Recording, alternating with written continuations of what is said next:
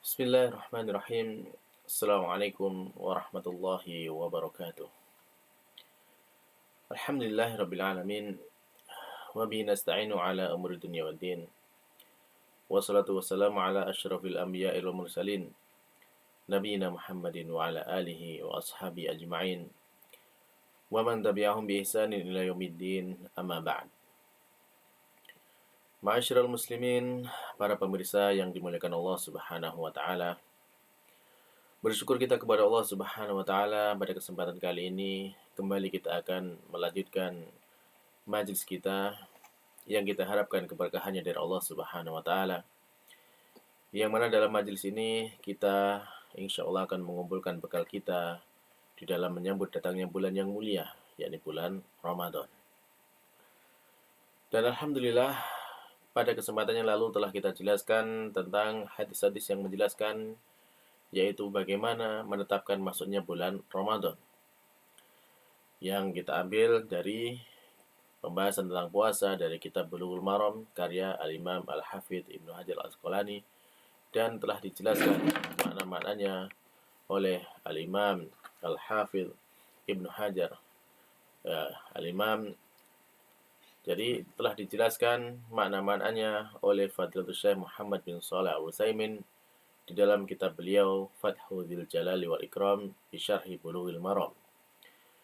Dan pada kesempatan kali ini insya Allah kita akan melengkapi pembahasan tersebut dari apa yang telah disampaikan oleh Fadilatul Syekh Muhammad bin Shalih Al-Utsaimin, yaitu terkait dengan faedah-faedah dari hadis-hadis yang menjelaskan tentang yaitu bagaimana menetapkan masuknya bulan Ramadan tersebut.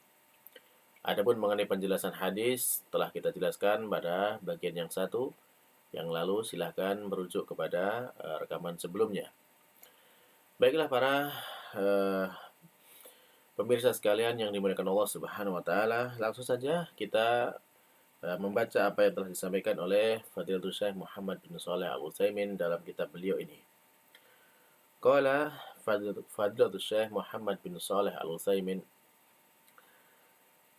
ya, hadis-hadis yang menjelaskan tentang awal masuknya bulan Ramadan, di sana ada banyak sekali faedahnya.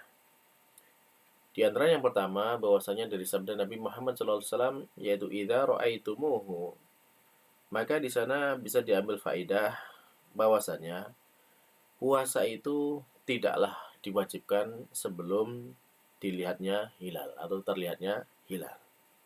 Berdasarkan sabda Nabi Shallallahu Alaihi Wasallam, idza ra'aitumuhu, apabila kalian telah melihat hilal. Nah, pertanyaannya kemudian adalah apa yang dimaksud dengan ru'yah di sini? Apakah ru'yah ini dilakukan sebelum maghrib ataukah ru'yah yang setelah maghrib? Ya, sebagaimana kita ketahui bahwasannya bulan itu termasuk tanda waktu malam. Maka bisa difahami bahwasannya maknanya di sini adalah yaitu apabila kita telah melihat hilal itu pada malam, yang mana malam itu memang menjadi ya tempat beredarnya bulan. Sebagaimana dalam sabda Nabi, sebagaimana dalam firman Allah Subhanahu wa taala, Allah berfirman, waja'alna al-laila wan nahara ayatain, dan telah kami jadikan siang dan malam itu sebagai dua tanda. Famahawna ayatal laili, maka kami menghapuskan tanda-tanda malam itu, waja'alna ayatan nahari mubsirah, dan kemudian kami jadikan tanda-tanda siang itu yaitu sesuatu yang terlihat, sesuatu yang nampak. Dalam surat Al-Isra ayat 12. Maka di sini para pemirsa sekalian yang dimuliakan Allah Subhanahu wa taala, bahwasanya kalau kemudian kita melakukan ru'yah tersebut, ya, terjadi ru'yahnya itu setelah terbenamnya matahari, maka di sana bisa dianggap bisa dijadikan sebagai penetapan hukum terhadap masuknya bulan baru. Adapun apabila ru'yah itu dilaksanakan sebelum maghrib, ya, maka para ulama mengatakan bahwasanya itu bisa jadi ya untuk malam yang telah berlalu. Sebagian hakim mengatakan itu mungkin malam yang besoknya yang akan datang. Nah, dari pendapat-pendapat ini maka bisa kita lihat bagaimana yang sebenarnya. Maka apabila hilal tersebut terlihat sebelum maghrib, sebelum matahari terbenam, mendahului dari terbenamnya matahari, maka ini nggak mungkin terjadi atau sebagai tanda dari malam yang lalu atau malam yang kemarin. Akan tapi apabila ketika hilal itu kemudian terlihat jauh setelah matahari terbenam, ya, maka itu menjadikan tanda bahwasanya ini sudah termasuk bukan hari pertama atau hari besoknya lagi. Maka oleh karena itu ya kita tidak mengambil hukum dari yang demikian. Nah, bahkan terkadang ketika kita di waktu matahari terbenam itu di sana mungkin ada awan atau ada kabut, sehingga kemudian di sana tidak terlihat awalnya hilal tersebut. Jadi hilal awal tidak terlihat. Maka apabila yang demikian terjadi, bagaimana solusinya? Ya, solusinya kita sempurnakan bilangan bulan sebelumnya menjadi 30. Ya, jadi demikianlah dalam syarat ini menjadi perkara yang sangat sangat mudah. Yaitu apabila kita melihatnya, ya kita kemudian memulai puasa. Dan apabila belum terlihat, ya kita genapkan bilangan bulan sebelumnya menjadi 30. Kemudian dari sabda beliau juga, idza ra'aitumuhu, maka ini juga bisa diambil faidah bahwasanya di dalam melihat atau meru'yah hilal ini memang harus benar-benarnya ru'yah. Ya, harus benar-benar diru'yah. Bukan atas dasar ragu-ragu, ya. Karena kalau masih ragu-ragu, maka ya puasa belum wajib. Bahkan ketika kita berpuasa pada hari yang diragukan seperti itu, ya bisa kita termasuk orang-orang yang bermaksiat kepada Abul Qasim Sallallahu Alaihi Wasallam. Dan yang demikian ini telah ditunjukkan oleh dalil bahwasanya yang dimaksud dengan ru'yah tersebut adalah dengan ru'yah yang yakin. Ya, ru'yah dengan mata yang yakin. Sebagaimana dalam firman Allah Subhanahu wa taala dalam surat Al-Baqarah, Allah berfirman, "Faman syahida minkum asyhara falyasum." Barang siapa di antara kalian yang menyaksikan atau hadir pada saat bulan itu, ya maka hendaklah dia berpuasa. Al-Baqarah 1885. Baik, kemudian faedah berikutnya dari hadis-hadis tersebut bahwasanya manusia apabila melihat hilal, ya seorang diri, kemudian yang lainnya tidak melihat hilal tersebut, maka bagaimana kondisinya? Ya, orang yang melihat tersebut maka dia sudah wajib masuk dalam bulan puasa. Ketika dia memang melihatnya meskipun yang lain tidak melihatnya. Ini kalau terjadi di awal bulan Ramadan. Jadi dalam penetapan awal bulan Ramadan, apabila di sana ada satu orang yang melihat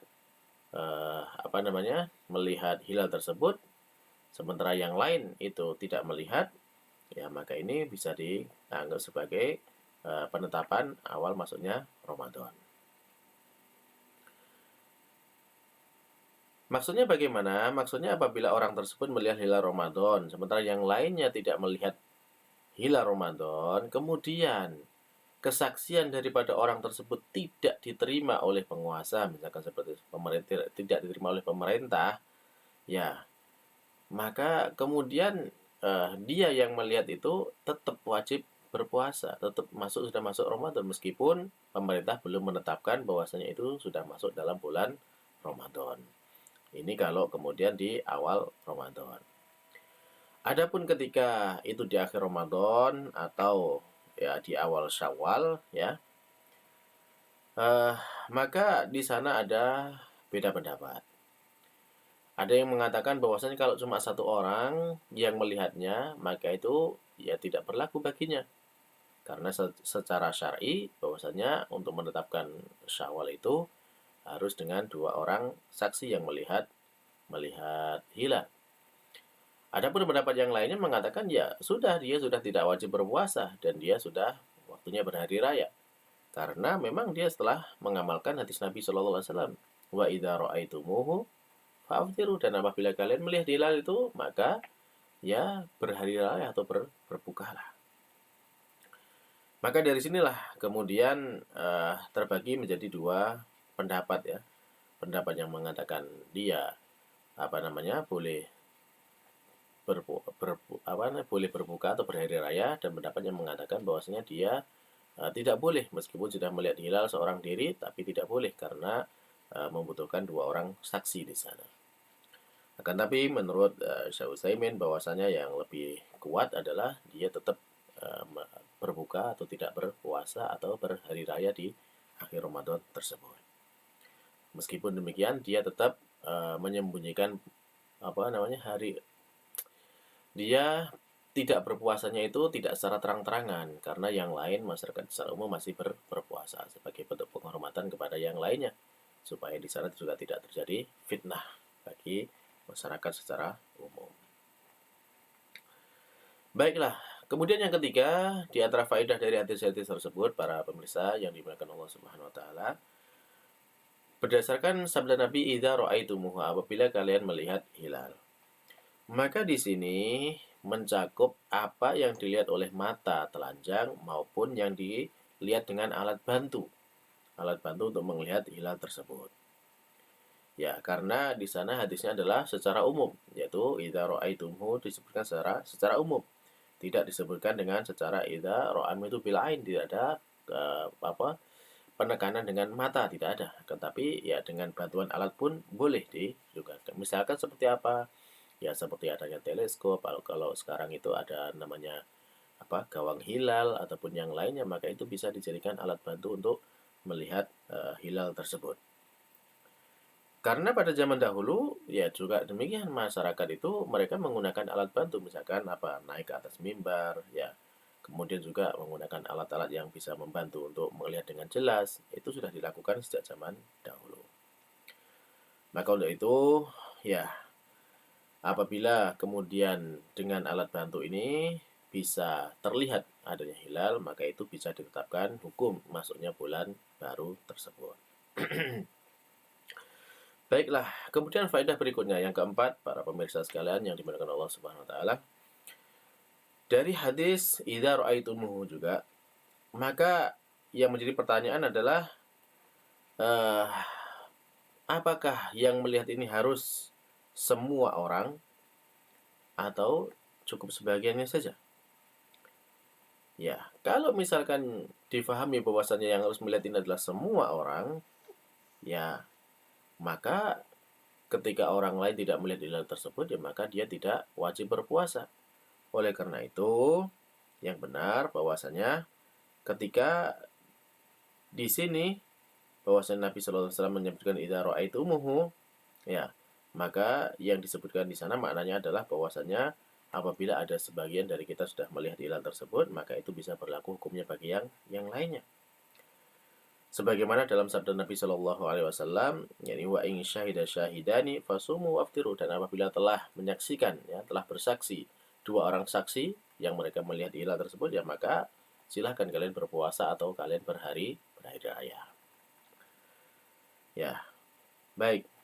Jadi demikianlah.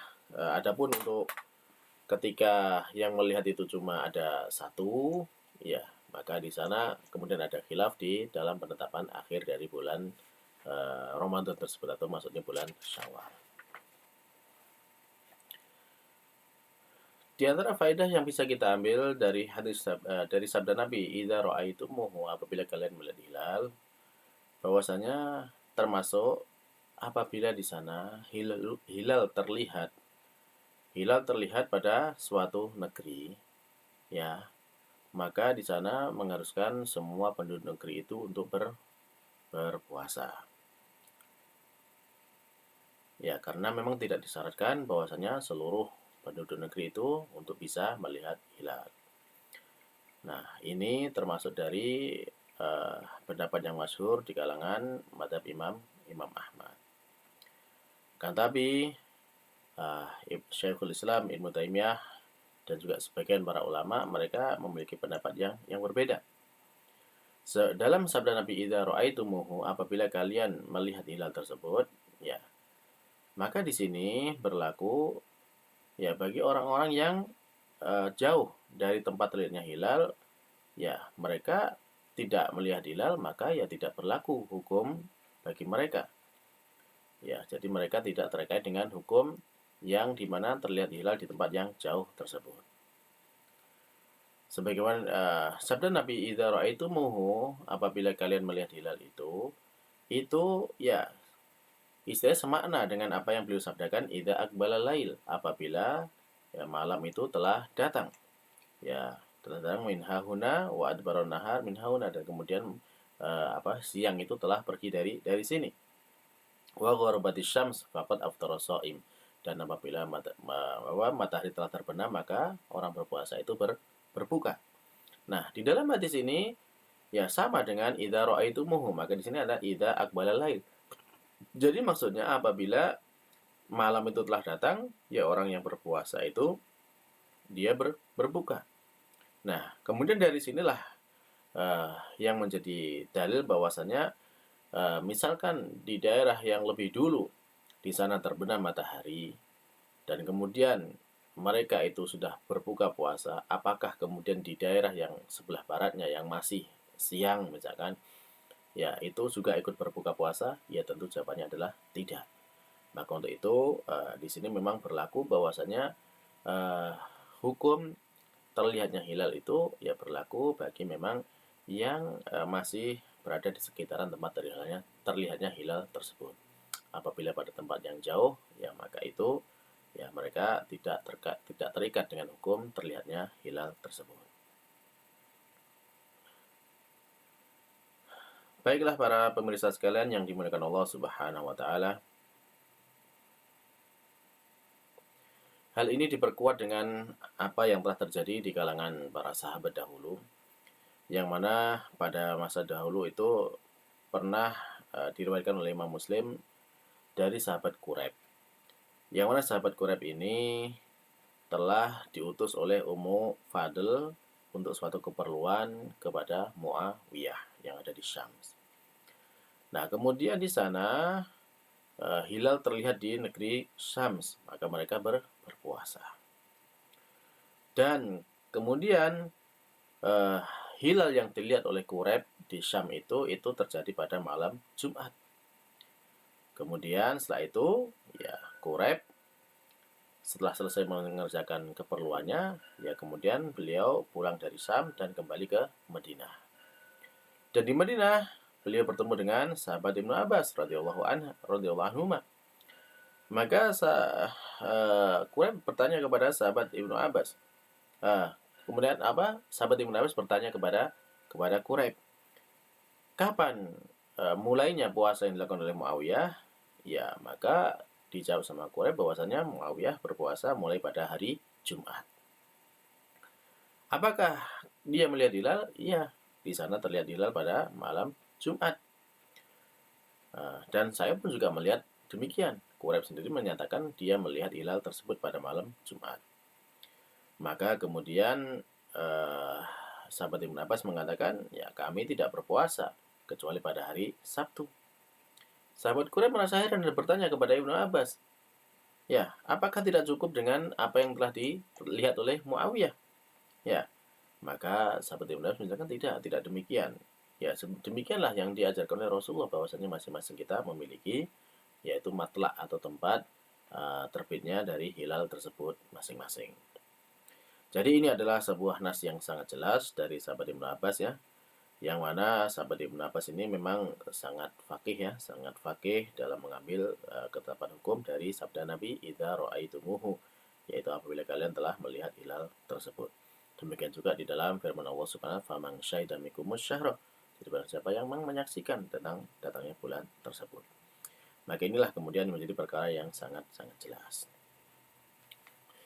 Baiklah para pemirsa sekalian yang dimuliakan Allah Subhanahu wa taala. Ya. Dari sini ada 5 pendapat ya. 5 pendapat terkait dengan masalah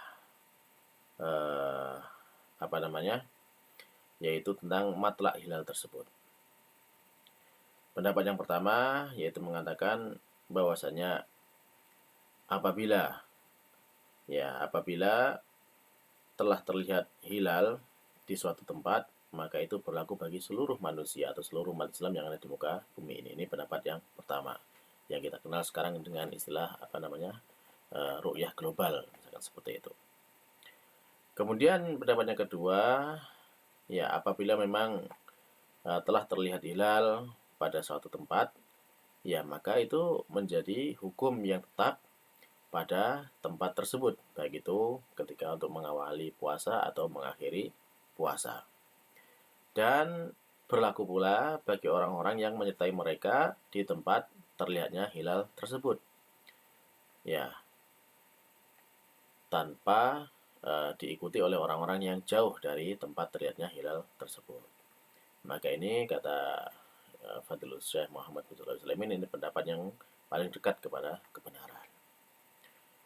Pendapat yang ketiga di sana menyebutkan bahwasanya apabila jarak di antara dua negeri itu sudah mencapai jarak qasar, maka itu sudah tidak mengharuskan mereka untuk mengikuti hilal yang terlihat di negeri yang lainnya. Nah, karena jarak qasar tersebut memang sudah merubah hukum dari hukumnya mungkin menjadi hukum musafir. Kemudian yang keempat, pendapat yang keempat bahwasanya di sana disebutkan puasa maupun hari raya itu mengikuti dari keputusan pemerintah. Apabila pemerintah telah menentukan, maka diikuti oleh penduduk yang ada di negeri tersebut. Sehingga dalam satu negeri itu memiliki satu hukum. Kemudian pendapat yang kelima menyebutkan bahwasanya apabila di sana terjadi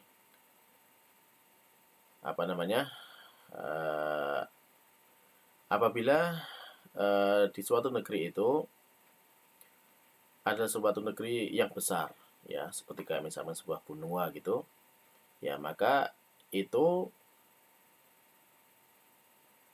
mengikuti hukumnya berlaku untuk negeri yang besar tersebut atau benua tersebut. Karena mereka masih dalam satu benua atau satu kawasan. Kalau tidak demikian, maka pada masing-masing tersebut itu memiliki hukum sendiri. Jadi ketika berbeda, misalkan berbeda kawasannya atau berbeda benuanya, itu memiliki hukum sendiri. Ala kulli hal, sebagai kesimpulan dari hal ini, maka dari kelima pendapat tersebut, menurut Syekh Utsaimin rahimahullah bahwasanya yang paling mendekati kebenaran adalah dua pendapat yang pertama. Jadi bisa dikatakan sebagai ru'yah global atau memang yang ru'yah yang lokal.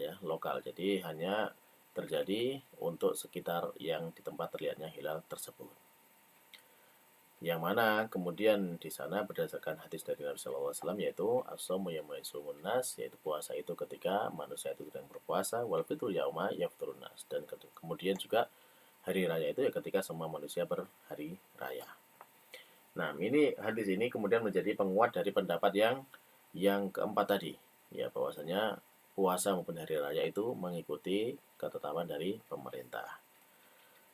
Akan tetapi pendapat yang demikian ini pun kemudian juga menjadi masalah ketika keputusan tersebut lebih bersifat politis daripada bersifat syar'i. Misalkan di negeri yang berdekatan.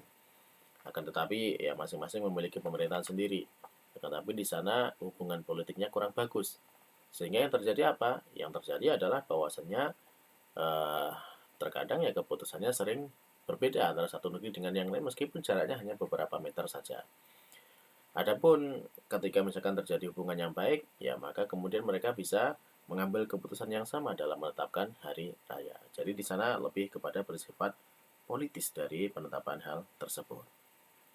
Maka oleh karenanya, menurut Syekh Utsaimin bahwasanya yang lebih benar bahwasanya kata beliau adalah seperti yang telah dipilih oleh Syekhul Islam Ibnu Taimiyah, yang mana itu sesuai dengan zahir daripada Quran dan Sunnah yang menetapkan bahwasanya siapa yang melihat hilal, maka itu berlaku untuk di lokasi tersebut, yaitu berlaku hukum untuk lokasi tempat terlihatnya hilal tersebut. Baiklah para pemirsa sekalian yang dimiliki Allah Subhanahu wa taala. Kemudian yang keenam, ya faedah yang keenam yang bisa kita ambil dari hadis-hadis tentang masuknya bulan puasa ini, ya bahwasanya syariat ini, alhamdulillah ya, syariat Islam ini, ya syariat Islam adalah syariat yang tidak memberikan ruang adanya keraguan ataupun adanya kebimbangan di dalamnya. Yang mana untuk menghilangkan rasa ragu dan bimbang tersebut, langsung saja di sana ditetapkan oleh syariat bahwasanya fa in humma alaikum fa'kmilu iddata salasin. Apabila masih ada keraguan, ya langsung saja ditetapkan bahwasanya bulan sebelumnya itu adalah 30. Maka dengan demikian ya tidak ada lagi keraguan di situ. Ini masuk yang hari ke-30 ataukah sudah masuk tanggal 1. Ya kalau belum terlihat ya sudah, itulah hari ke-30. Sehingga dengan demikian ya tidak ada lagi kebimbangan ataupun keraguan bagi manusia. Meskipun ya mungkin ya ada kalanya hilal tersebut mungkin sudah terbit, akan tapi terhalang oleh awan atau terhalang oleh gunung ya. Ya, maka meskipun demikian ya tetap tidak menjadi penghalang, atau maksudnya tidak menimbulkan keraguan lagi. Kalau memang tidak terlihat hilal, ya sudah digenapkan saja bulan sebelumnya menjadi 30 tanpa ragu. Ya, maka dengan demikian sudah sepantasnya bagi kita setiap manusia untuk menjadikan ya di dalam diri kita itu rasa bebas dari kebimbangan dalam menjalankan hukum atau dalam menetapkan hukum-hukum syariat ini. Jadi tidak ada keraguan lagi dalam hal kita untuk menjalankan syariat yang telah Allah berikan. Karena memang Allah Subhanahu wa taala itu dalam memberikan syarat ini adalah la yukallifullahu nafsan illa wus'aha. Allah tidak akan membebani seseorang itu melainkan dengan apa yang yang dia mampu untuk menanggungnya. Ya karena kalau kita memang tidak melihat, ya berarti itu tidak berlaku hukum atas kita. Baiklah, kemudian termasuk faedah yang terakhir yang bisa kita sampaikan pada hadis-hadis ini, bahwasanya ya pertimbangan ya hukum itu dibangun berdasarkan aslinya. Ya, hal ini bisa diambil dari sabda Nabi SAW, yaitu faqdurulah, yaitu takdirkan hilal itu, atau fa'akmilul iddata salasin, atau maka sempurnakanlah bilangannya itu menjadi 30. Mengapa demikian? Karena hukum asalnya ya kita memang masih di bulan yang sebelumnya, belum masuk pada bulan yang baru. Dan untuk masuk ke dalam bulan yang baru tersebut, ya maka itu harus dengan sesuatu yang yakin. Kalau memang itu masih belum meyakinkan, ya maka berarti hukumnya masih tetap seperti hukum yang sebelumnya, yaitu kita masih berada di bulan yang lama atau belum berganti bulan. Ya, maka ketika kita mengambil dasar kepada yang yakin ini, ya maka inilah kemudian yang akan menghilangkan rasa kebimbangan kita, dan kita akan menjadi yakin tentang masuknya bulan yang kedua. Maka ini termasuk salah satu ya dalil yang agung ya, yang menunjukkan kepada kita tentang karena memang banyak dalil-dalil yang menunjukkan bahwasannya perkara itu tetap pada hukum asalnya atau hukum yang sebelumnya, selama itu belum ada perkara yang jelas yang membuktikan bahwasannya itu telah berubah. Jadi selama perkara itu tidak ada keyakinan atau tidak ada bukti yang meyakinkan dia telah berubah dari keadaan sebelumnya, maka yang berlaku tetap sebagai hukum yang sebelumnya. Jadi dalam hal ini, dalam penetapan bulan ini, ya apabila memang di sana bulan tersebut itu belum jelas, belum ada bukti jelas itu sudah pindah kepada bulan yang berikutnya, ya maka hukumnya masih tetap berlaku, yaitu bulan yang sebelumnya.